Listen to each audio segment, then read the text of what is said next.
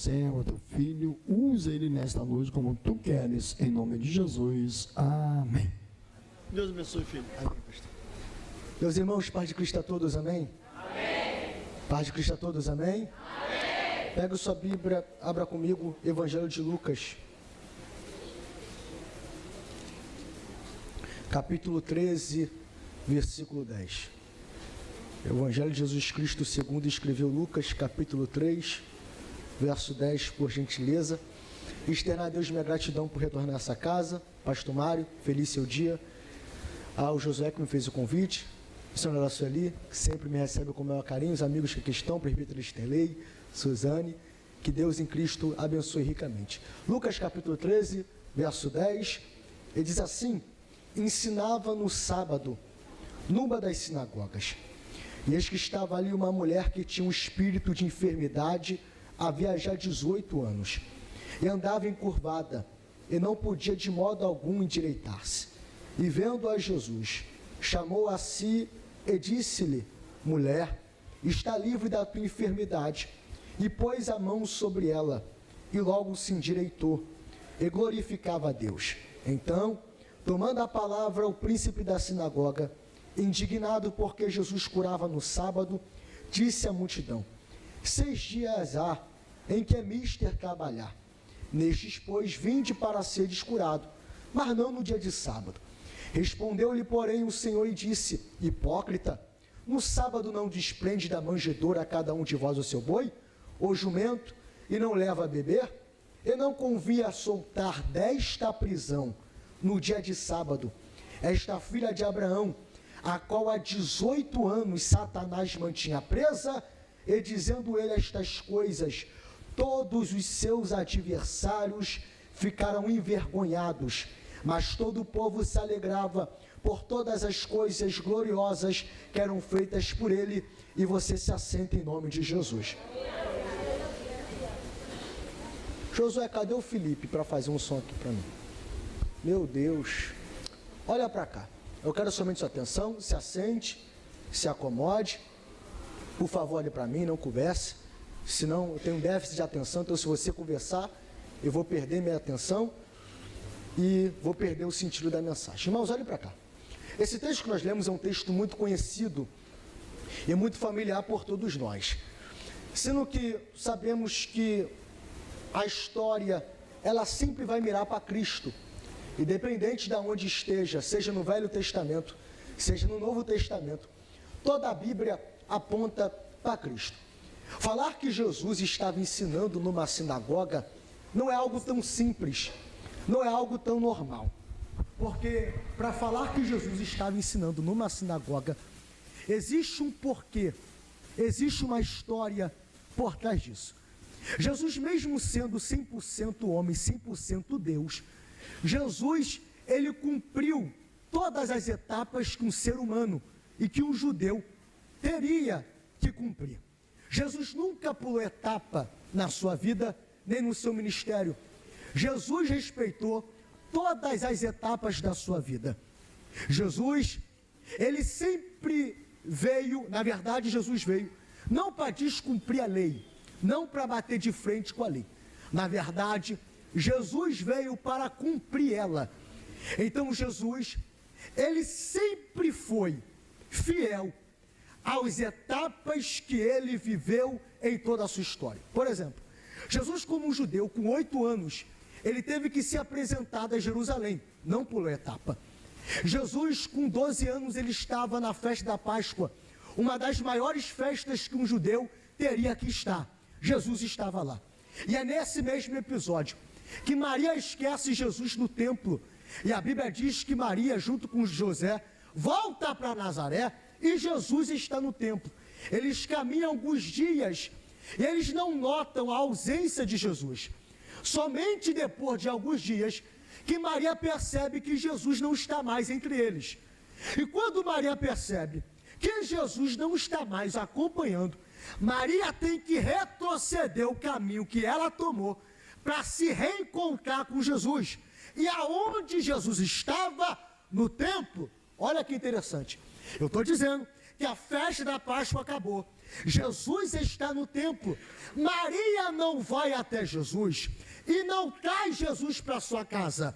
Maria deixa Jesus no templo e ela vai para sua casa.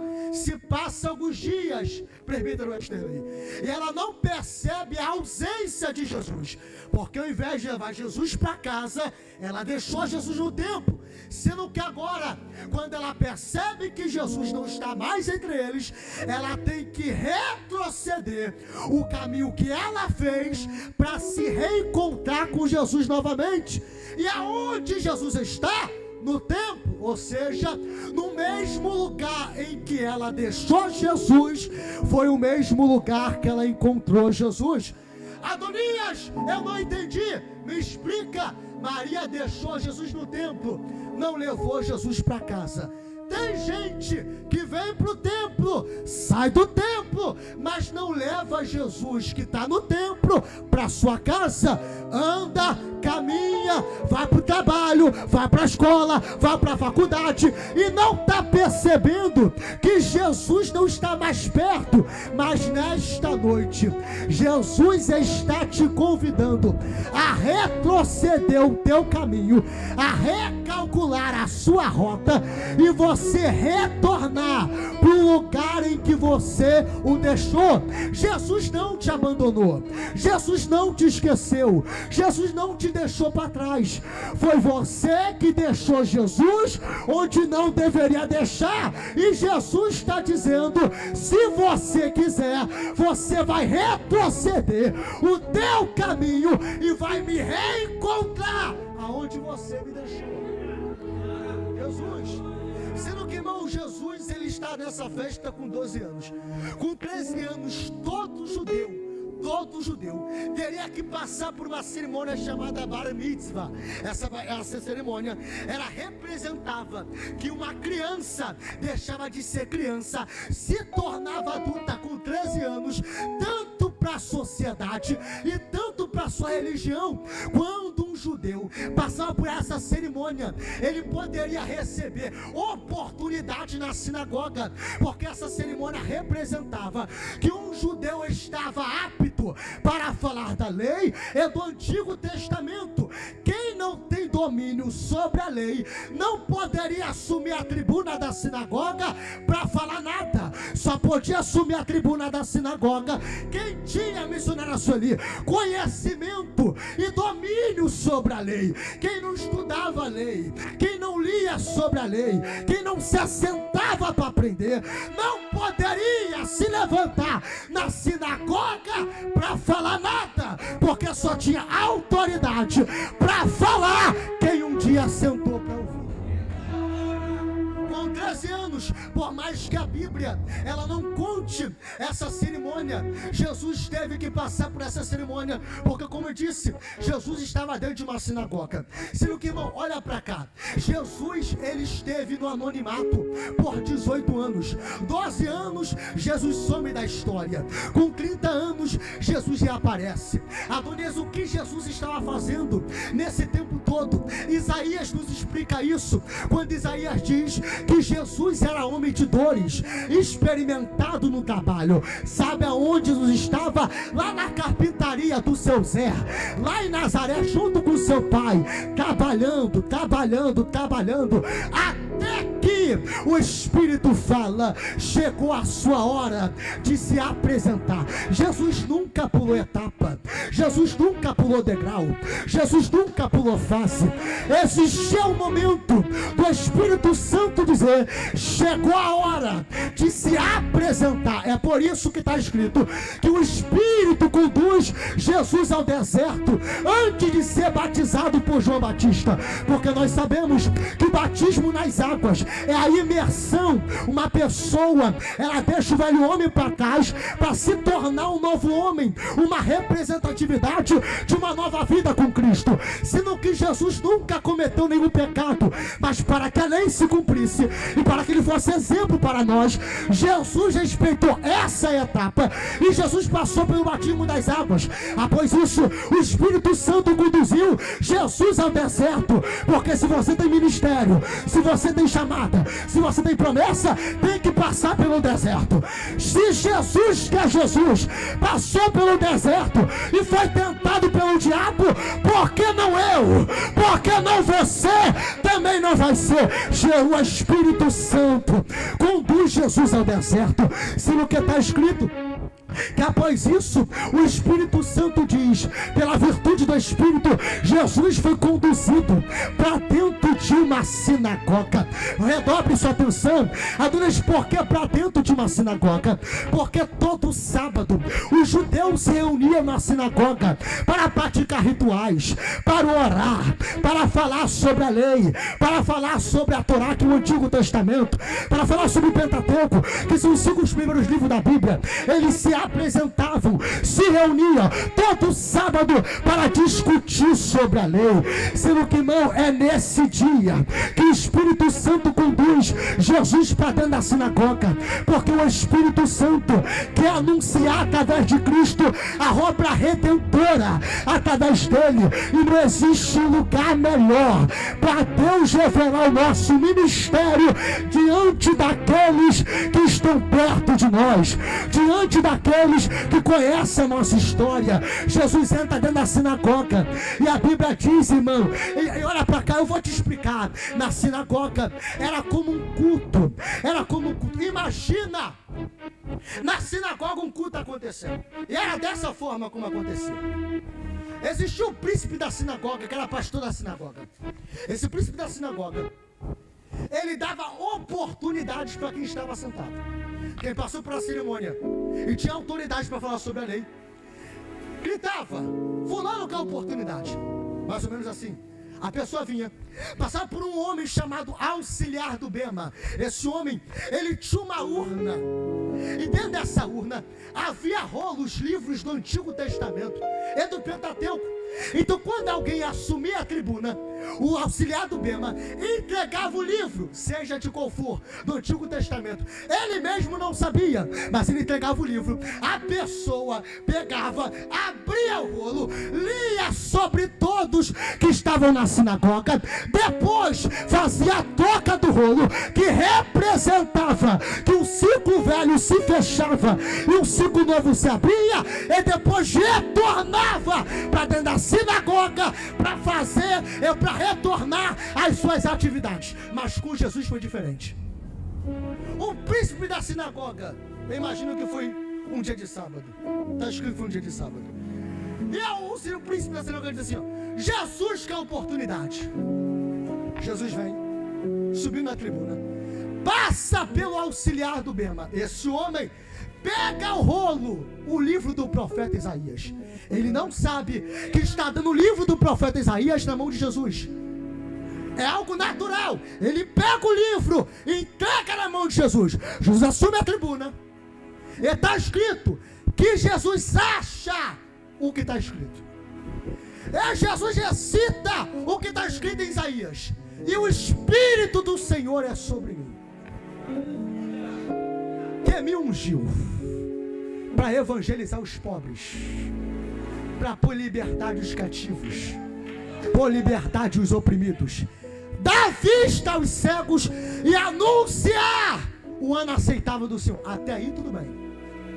Sendo que Jesus, ele não faz a troca do rolo e depois se assenta. Jesus senta na cadeira que havia na sinagoga. Existia uma cadeira na sinagoga que ficava vazia, e essa cadeira era chamada de Pentágono.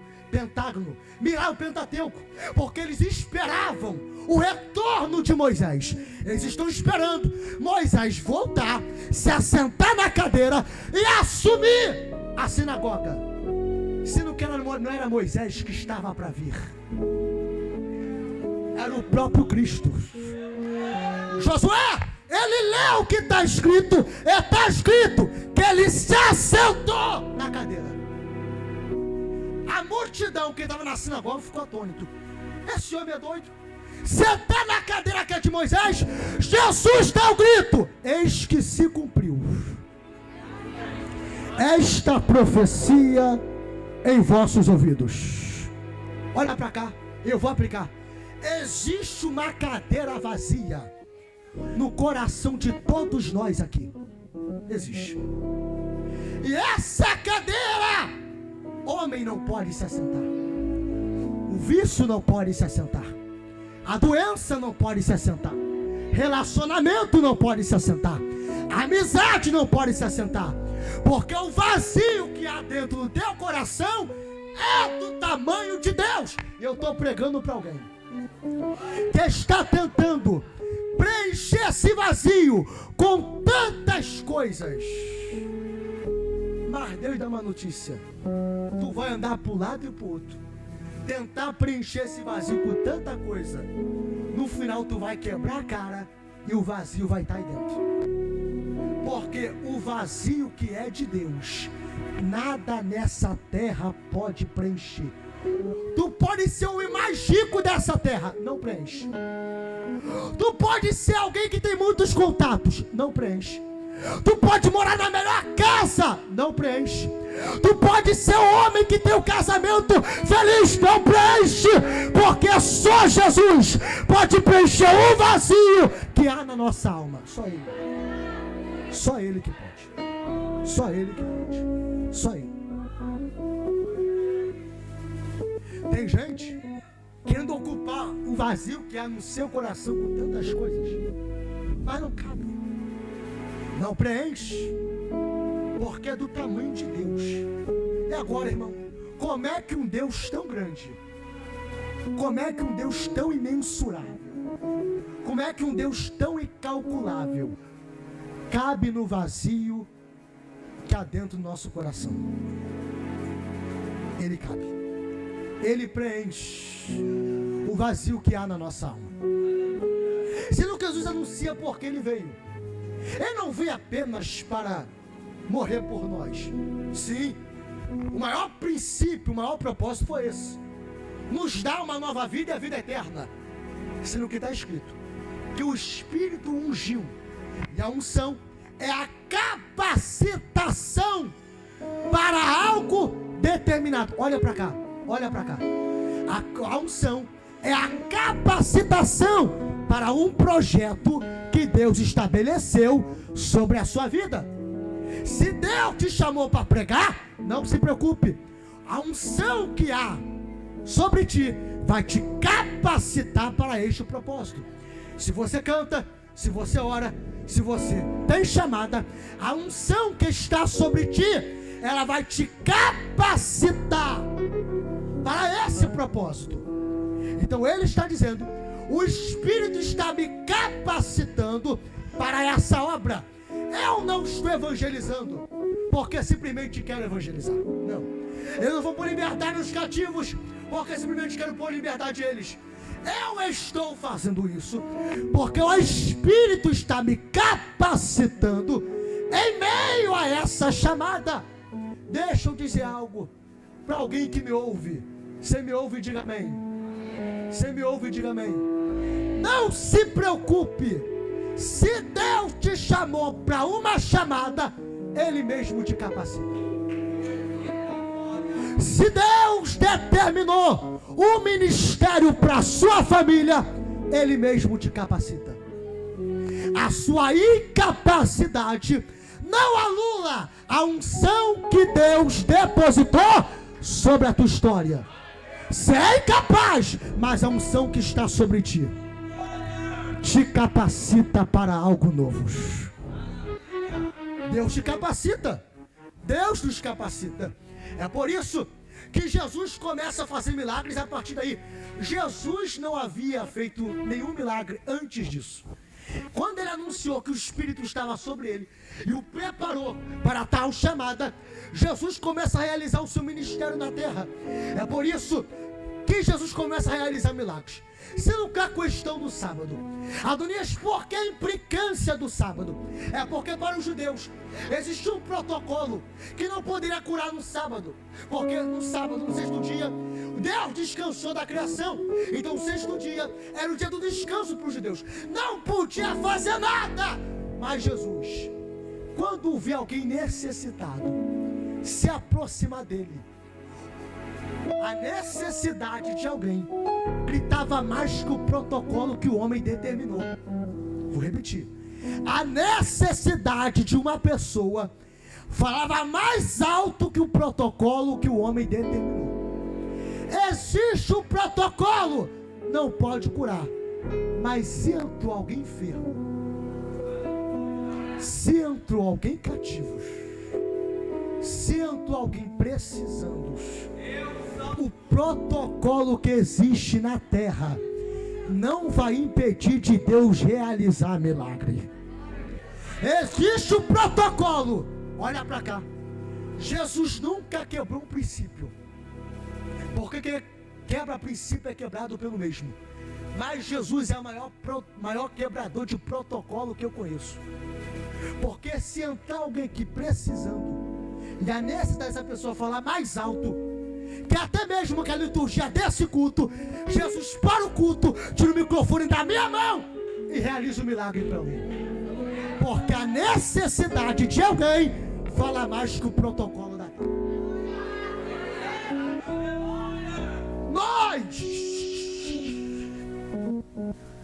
Nós montamos os nossos próprios protocolos. Olha para cá. Eu sei que tem que haver ordem e decência. Sou a favor disso. Prego através disso e honro isso. Aprendi isso. Se ele olha para cá, nós precisamos entender que a necessidade de alguém tem que falar mais alto que o protocolo que a gente estabeleceu. A necessidade gritava mais alto que o protocolo. Aí ele dizia: no sábado não pode curar. Aí Jesus chegou e disse assim: vocês estão falando demais, querendo colocar protocolo em tudo isso? Então tá bom, eu vos digo, eu sou o Senhor do sábado.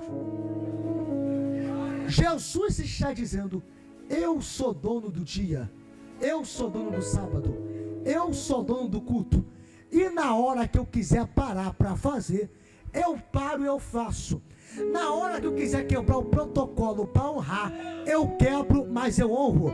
A hora que eu quiser entrar naquela empresa, quebrar o protocolo da empresa, eu te honrar lá dentro, eu quebro o protocolo e te honro lá dentro. A hora que eu quiser confundir um sábio com a loucura, eu confundo o sábio com a loucura. A hora que eu quiser pegar alguém que não tem capacidade para confundir quem se acha inteligente, eu quebro a inteligência, mas eu faço.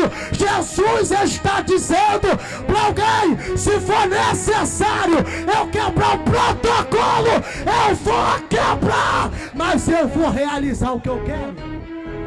Ele faz a hora que quer, do jeito que quer, da forma que quer. Irmão, olha aqui, estou pegando só a Bíblia até agora, não estou te mandando fazer nada. Olha que interessante. Jesus começa a realizar milagre no dia de sábado. Os judeus, aquela implicância, não pode curar, não pode realizar milagre. Aqueles fariseus é aqueles que se acham dono do culto. Não pode marchar, não pode gritar, não pode fazer isso, não pode. É o protocolo.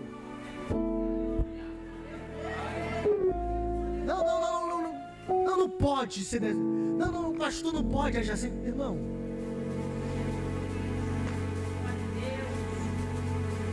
Tu não sabe. Às vezes a pessoa reclama: o culto termina muito tarde. Quem sabe Deus está tendo livramento na rua? Tu não está entendendo que se for necessário Deus quebrar o protocolo para salvar a vida de alguém, Ele faz? Se nós estamos aqui, é porque um dia Jesus quebrou o protocolo pela gente. Porque se fosse pelo protocolo da terra, a maioria que está aqui nem aqui estaria. Alguém olhou para você e disse assim: ó, não vai ser crente, não vai servir a Deus, não passa dos 18 anos, vai ser igual o pai, vai ser igual a mãe, não vai crescer na vida, não vai ser feliz sentimentalmente, não vai chegar a lugar nenhum, não vai crescer. Aí Deus,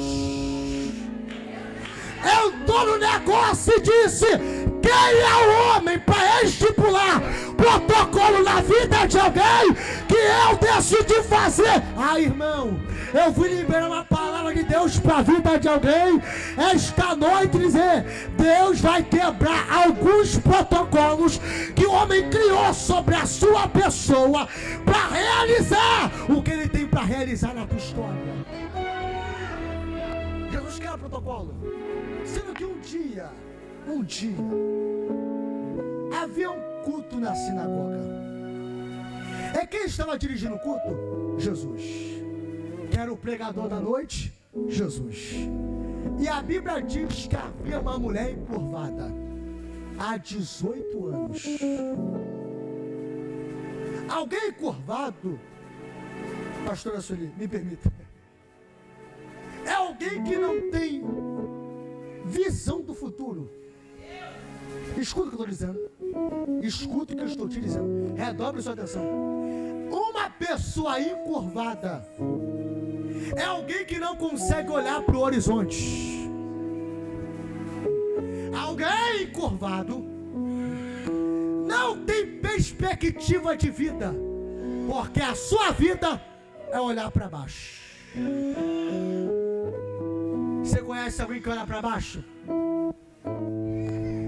Que só fala de derrota, só fala que a sua vida está amarga, só fala que nada dá certo, só fala que nada vai para frente. Sabe por quê?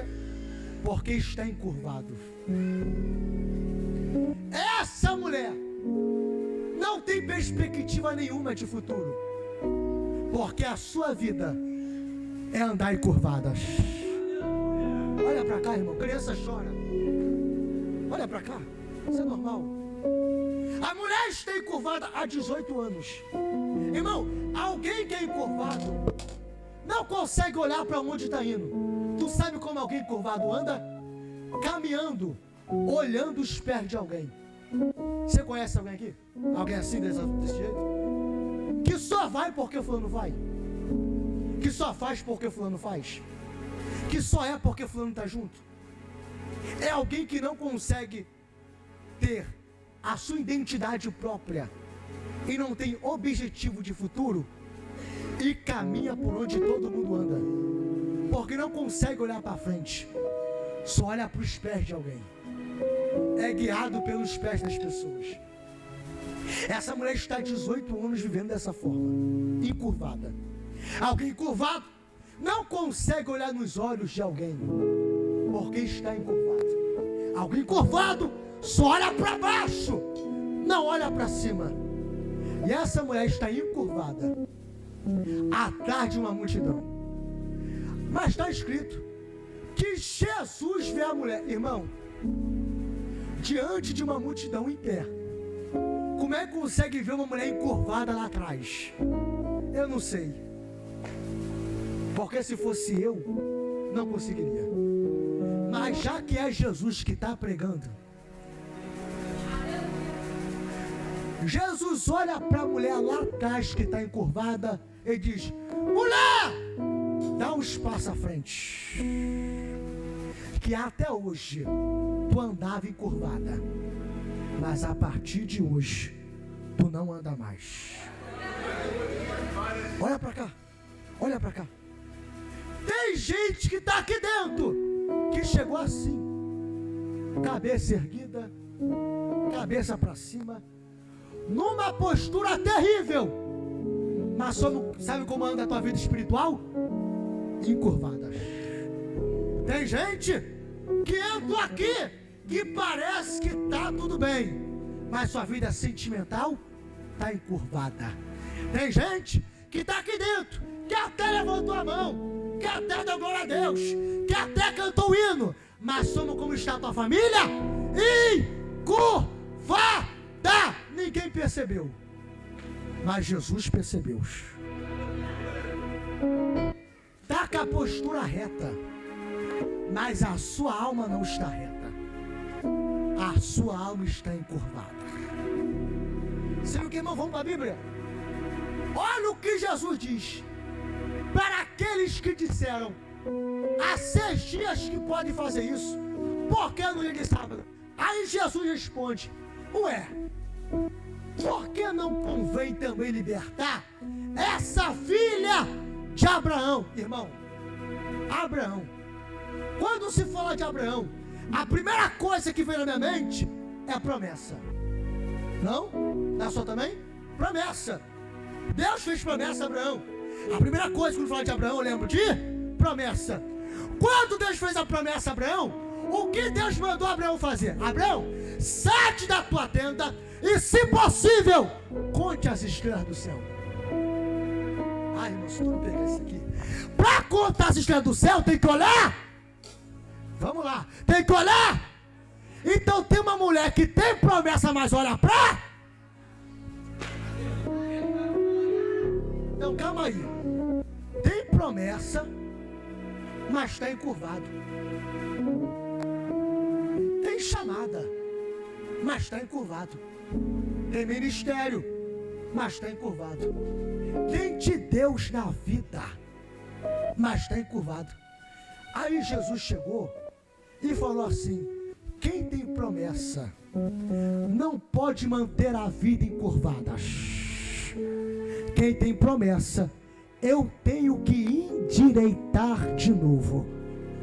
Senão que, irmão, olha aqui. Quando se endireita a coluna, não se endireita apenas a coluna vertebral, mas a coluna está ligada ao pescoço. O pescoço está ligado à cabeça. A coluna está ligada ao tronco. O tronco está ligado às pernas. Jesus não somente endireita a sua coluna, Jesus endireita todas as áreas. Ai, irmão, tu tá aí mesmo. Não, eu não sou de forçar, dá glória se tu quiser. Eu tô pregando Bíblia. Irmão, Jesus não endireita apenas a sua coluna, Jesus endireita todo o seu corpo. Jesus não quer endireitar apenas uma área da sua vida. Jesus quer endireitar todas as áreas. Todas as áreas. Todas as áreas. Todas as áreas. Todas as áreas. Todas as áreas. Eu vou repetir: todas as áreas. Todas as áreas. Todas as... Tem promessa, mas está encurvado. Prega bem, mas está encurvado. Canta bem, mas está encurvado. O que adianta ter promessa, mas a vida está assim. Mas a partir de hoje, Jesus pisou na Defac e está dizendo: eu vou te endireitar. Levanta a mão para o céu. Não, melhor, já que levantou, pegue no ombro de alguém. Não te pedi para fazer nada. Pegue no ombro de alguém. Pegue no ombro dele. Sacode ele. Sacode ela. E diga assim para ele e para ela: Jesus. Grita: Jesus tem promessa.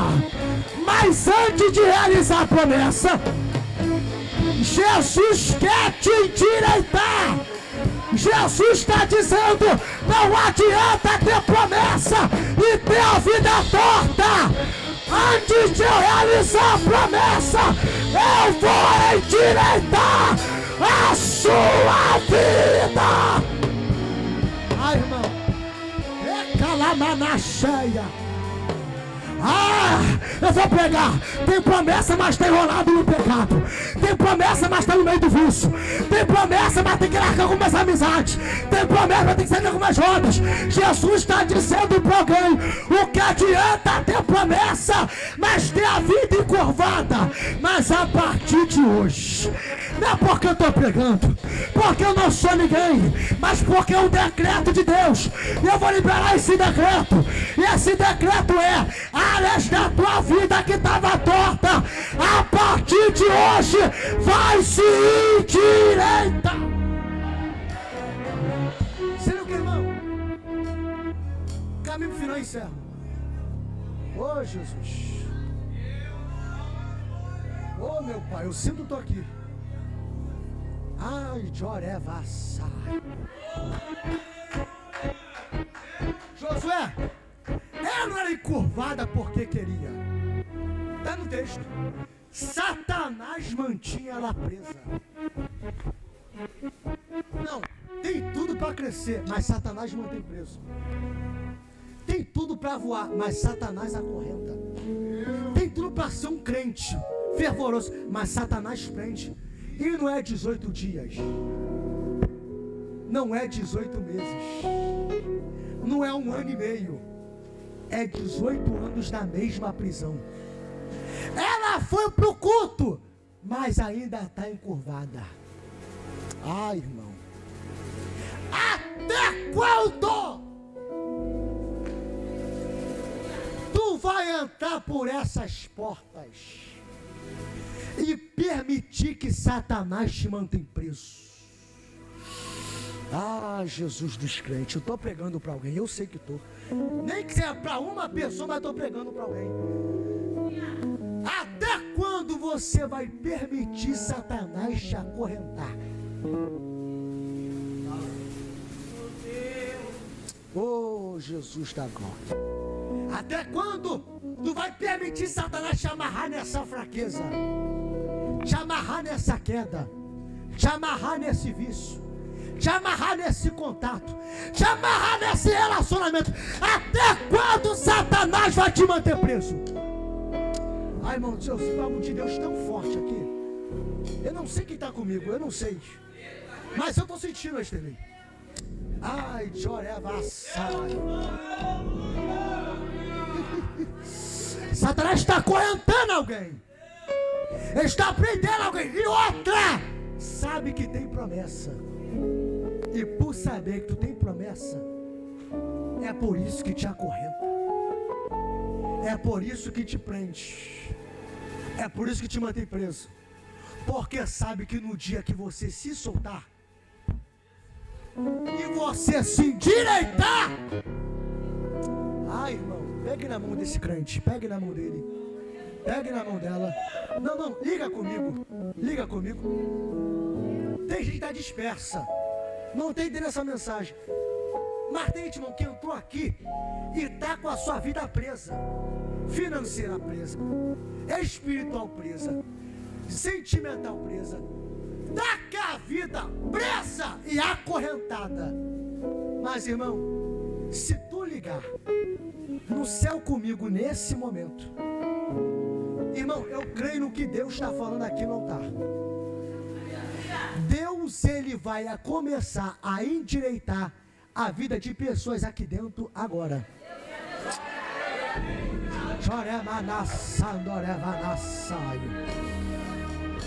Comando e te ouveneis. Ah, Jesus está aqui dentro. Há um prumo de Deus aqui.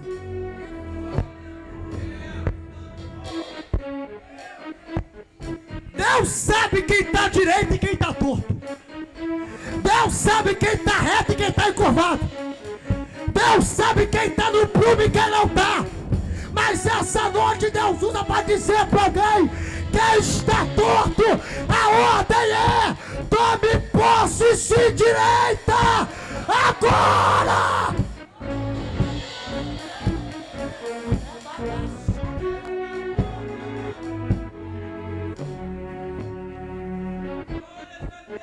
Tem promessa, mas a vida está torta. Tem promessa, tem chamada. Deus tem uma obra grande, mas que adianta tu vir para dentro da sinagoga e tu se esconder? Porque quer ver alguém se esconder é porque está encurvado. Tu pode ter certeza, se está se escondendo é porque está encurvado. Porque gente que não está encurvada, gente que está reta, não tem o porquê de se esconder. Se apresenta.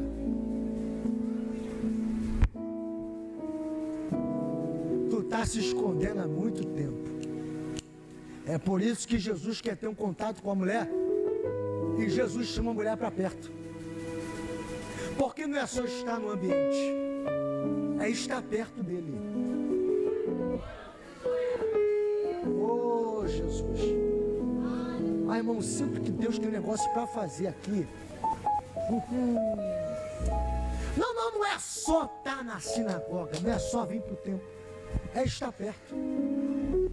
E Jesus quer manter um contato, é por isso que Jesus convida a mulher para se aproximar dele. Dê um passo à frente. Porque ficar escondida e escondido não dá mais. Por tanto tempo Satanás te manteve preso. Mas conforme tu se aproxima, as correntes são quebradas. Deus falou comigo que essa é a noite da soltura da vida de algumas pessoas que estão aqui dentro.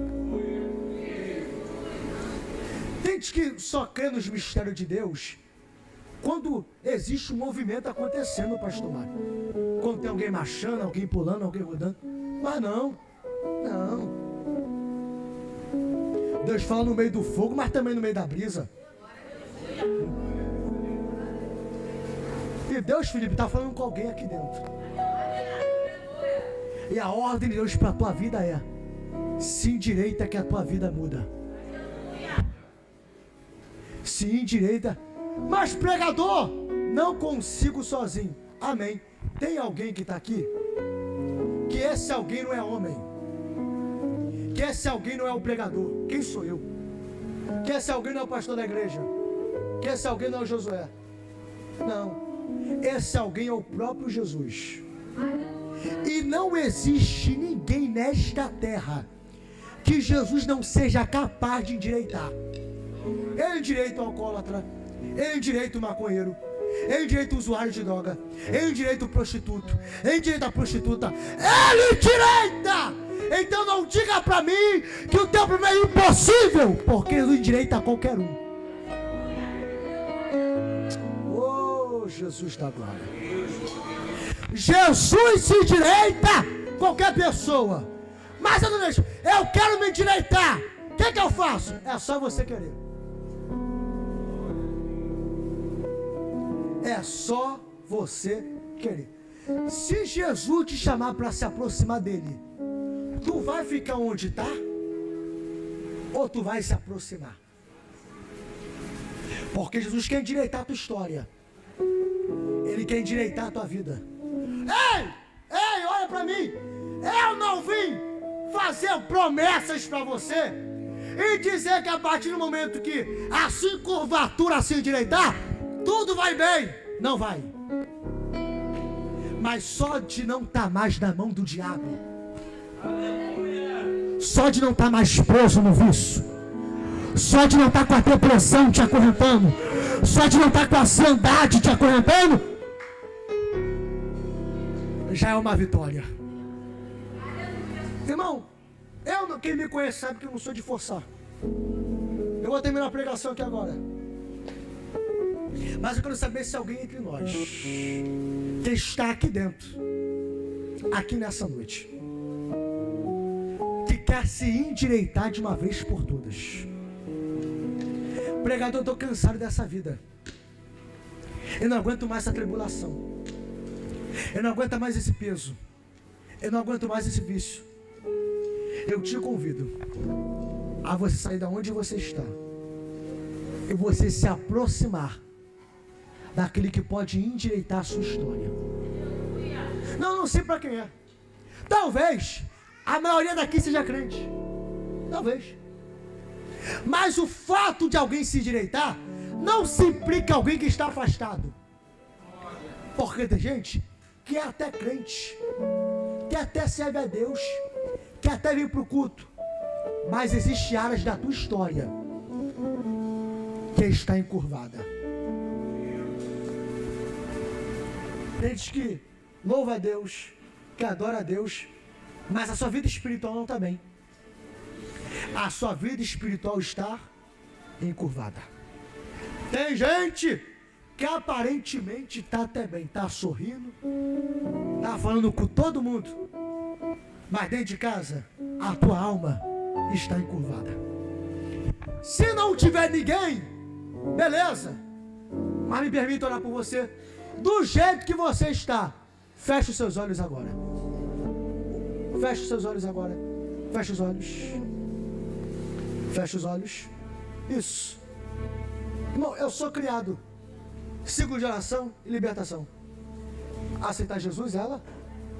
Não. Amém. Então é o seguinte, irmão, fecha os olhos, que agora eu vou orar por você. E eu vou encerrar a oportunidade. Isso, feche seus olhos. Ato de obediência. Isso. Eu não quero saber o que aconteceu, o que você fez. Não.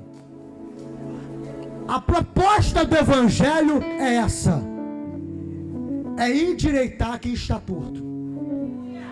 É essa. Não, irmão, eu vim dizer que a partir de hoje, áreas da sua vida não serão mais a mesma. Porque a voz de Jesus está endireitando alguém. Feche seus olhos. Espírito Santo, meu melhor amigo, Deus que fala com a sua igreja,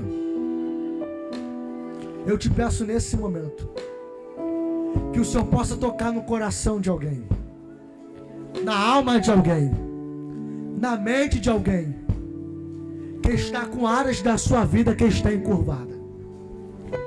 Mas, meu Deus, se essa pessoa que está me ouvindo realmente querer se endireitar, eu te peço nesse momento, Senhor, endireita essa pessoa agora.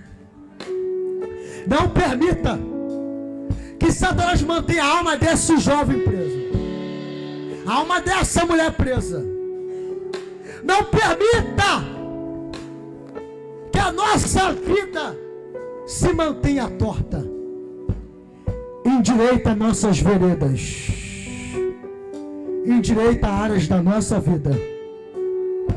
E eu creio, Senhor, que a partir de hoje, eu creio nisso, Tu irás mudar pessoas que estão aqui dentro.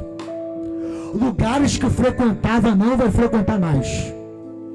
Coisas que aconteciam não vai acontecer mais. Jesus decidiu te endireitar. Você crê nessa palavra, irmão? Você crê no que foi dito? Então pegue sua mão e aplaude a Deus, porque agora é dele e de mais ninguém. Pastor Marcos.